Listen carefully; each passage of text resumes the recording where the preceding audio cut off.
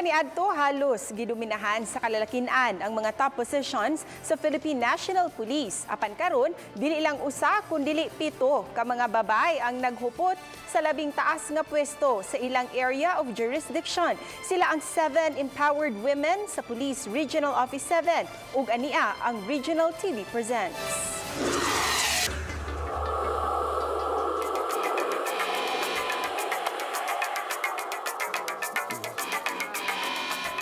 Kinilong Shabu nga nagkandidat og multi-million pesos na sakmit dinhi sa dakbayan sa Sugbo ning Bag-Ulang.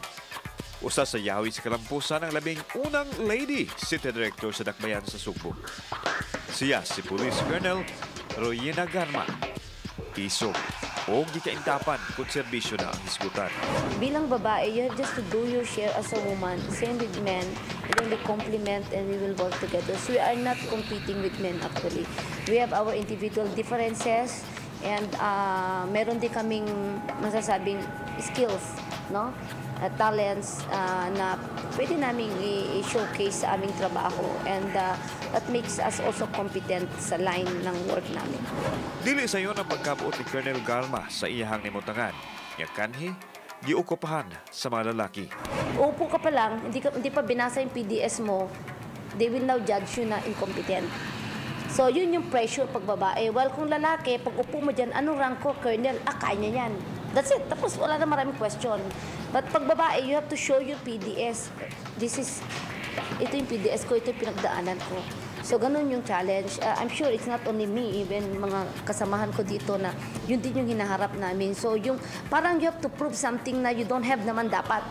But because you were already prejudged from the very start, then you have no choice, no, but to prove it na hindi mo naman dapat i-prove, di ba? Tingnan mo na lang, basahin mo na lang kung anong trabaho namin.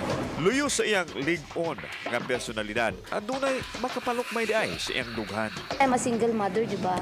So I'm a single mom. My daughter is nasa kabilang dagat mo, tatawid ako. So very challenging. And minsan it is very painful to be far from your children like me sa aking anak. Kay sometimes sasabihin ka na, kailan ka uwi, what time ka uwi. And there was a time pa nga nung umuwi ako, tanungin ako, bakit ka umuwi, mami? Sabi ko, of course, this is my house. No, it's okay, I understand. Sanay naman ako na wala ka. So even my daughter nga ayaw maging pulis eh. Nagsabi na hindi ako magiging pulis katulad mo at saka ni daddy kasi you're always away. Samtang sa lalawigan sa Siquijor nga usa ka malinaon ug luwas nga dapit sa nason. Ang katahom nini susama sa labing unang babaeng Provincial Director sa Kapulisan sa Siquijor. Siya si Police Colonel Angela Rihano, usa ka career-oriented. Wala man kaniadto magdahom ang mamahimong pulis. Apan, dihang nakasulod na siya sa organisasyon. Ang top position yun ang iyang kanunay target. Ug wa siya makawang nga nabutang siya karon sa pwesto nga gihuptan niya karon. We all bolt in together, mapababae, mapalalaki. If we all work together, and then we can make a change. And Team Pro 7 can transform from ordinary to something extraordinary. Ang iyang pagkainahan ug pagkaasawa ang gigamit niyang bintaha aron masabtan ang mga tao sa iyang dapit.